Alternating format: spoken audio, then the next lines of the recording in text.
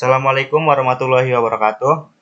Kami dari kelompok 11 akan mempresentasikan hasil diskusi kami dengan judul Pancasila sebagai karakter keilmuan dan peran Pancasila dalam menghadapi tantangan abad 21. Dengan judul pertama yaitu nilai-nilai Pancasila sebagai karakter bangsa, dan yang kedua Pancasila sebagai karakter keilmuan globalisasi dan permasalahan sosial kaitan dengan implementasi Pancasila, yang akan dibacakan oleh saudara Aib Wahyudin. Assalamualaikum warahmatullahi wabarakatuh.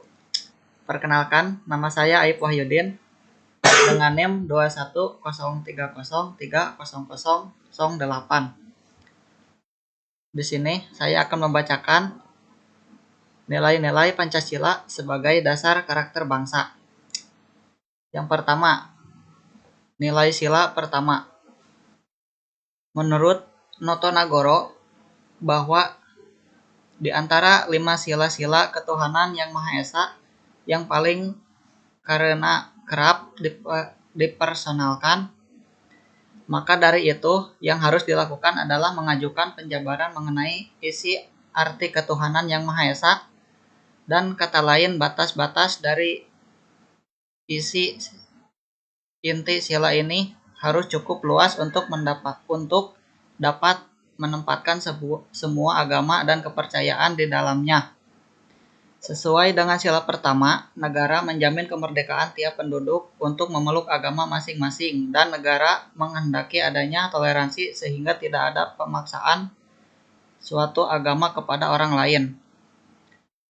Pemerintah juga harus membimbing dan mengarahkan warga negara untuk mengamalkan ajaran agama yang dipeluknya, serta kebebasan kepada setiap penduduk.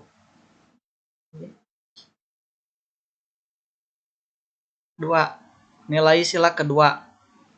Sila kemanusiaan yang adil dan beradab. Manusia diakui dan diperlakukan sesuai harkat martabatnya sebagai makhluk Tuhan yang Maha Esa, yang sama derajatnya, yang sama hak kewajiban asasinya, tanpa membedakan. Karena itu dikembangkan sikap saling mencintai sesama manusia sebagai tenggang rasa dan tepa selera, serta sikap tidak semena-mena terhadap orang lain. Sila kedua ini menghendaki agar negara mengakui adanya hak dan kewajiban yang sama pada setiap warga negara Indonesia, dan mengharuskan kepada negara untuk memperlakukan manusia Indonesia dan manusia lainnya secara adil dan tidak sewenang-wenang. Di samping itu, negara harus menjamin setiap warga negaranya untuk mendapatkan kedudukan hukum dan pemerintahan yang sama, serta membebani kewajiban yang sama dalam hukum pemerintahan. 3. Nilai sila ketiga. Menurut Noto Nagoro, inti sila persatuan Indonesia dapat dirumuskan kesadaran akan adanya perbedaan-perbedaan di dalam masyarakat dan bangsa, menghidup-hidupkan perbedaan yang mempunyai daya penarikan ke arah kerjasama dan kesatuan, mengusahakan peniadaan serta pengurangan perbedaan yang mungkin mengakibatkan suasana dan kekuatan tolak-menolak ke arah perselisihan, pertikaian, dan perpecahan atas dasar kesadaran akan kebijakan dan nilai-nilai hidup yang sewajarnya. Nilai sila keempat. Bung Karno menyampaikan pidatonya pada sidang BPU PKI tanggal 1 Juni 1945 bahwa negara Indonesia bukan satu negara untuk satu orang, bukan satu negara untuk satu golongan. Walaupun golongan kaya, tetapi kita mendirikan negara semua buat satu, satu buat semua, semua buat satu. Saya yakin bahwa syarat yang mutlak untuk kuatnya negara Indonesia adalah permusyawaratan perwakilan. Inti prinsip sila keempat menurut Noto Nagoro adalah kebebasan kekuasaan rakyat di dalam lapangan kenegaraan atas dasar Tritunggal, yaitu negara dari rakyat, bagi rakyat, dan oleh rakyat.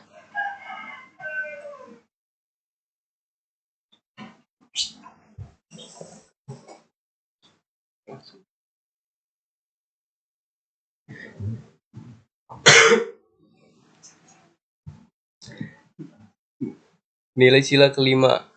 Dalam pidatonya pada tanggal 1 Juni 1945 di depan BPU PKI, Bung Karno mengusulkan kalau kita mencari demokrasi, hendaknya bukan demokrasi barat, tetapi permusyawaratan yang memberi hidup yakni politik ekonomis, demokrasi yang mampu mendatangkan kesejahteraan sosial.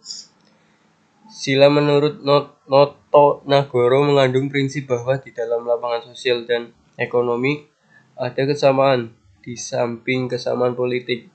Di dalam lapangan sosial ada kebebasan dan kekuasaan perseorangan, keseimbangan dengan sifat manusia sebagai makhluk sosial untuk mengusahakan dan memenuhi kebutuhan hidup yang sesuai dengan sifat-sifat mutlak dan manusia sebagai individu. Pancasila sebagai karakteristik keilmuan, globalisasi, dan permasalahan sosial kaitan dengan implementasi. Sejak gerakan reformasi digulirkan dari kampus, tanah air tampak berkembang, tampak kecenderungan untuk menafikan Pancasila sebagai ideologi dalam kehidupan kebangsaan dan kenegaraan kita. Walaupun Undang-Undang Nomor 20 Tahun 2003 tentang Sistem Pendidikan Nasional tetap mencantumkan ideologi dari Pancasila sebagai dasar pendidikan nasional. Peraturan pelaksanaannya tidak lagi mencantumkan pendidikan ideologi negara dan kurikulum pendidikan nasional. Akibat dari penghapusan tersebut sangat mengkhawatirkan proses kolonialisation of the mind.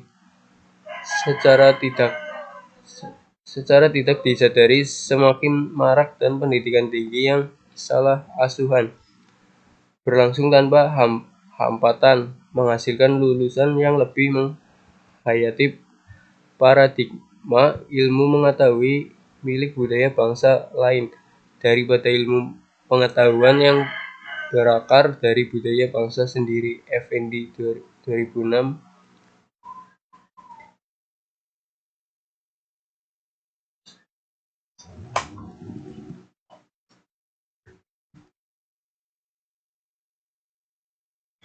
Lanjut materi. 1. Penerapan ilmu mengetahui dan teknologi pada era modern sekarang ini. Menurut Jenny 2006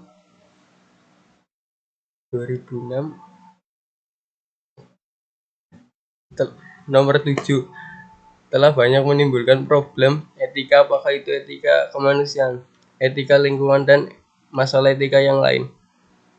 Ketika keilmuan dimaksud untuk menjunjung tinggi nilai ilmu pengetahuan dan teknologi agar warga bangsa mampu menjaga harkat dan martabatnya, berpihak kepada kebenaran untuk mencapai kemaslahatan dan kemajuan sesuai dengan nilai-nilai agama dan budaya etika.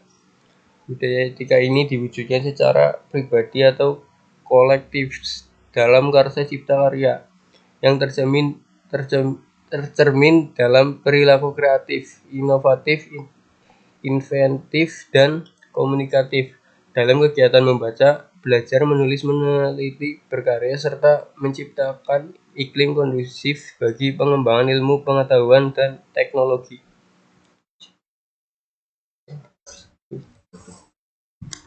Sekian presentasi dari kami.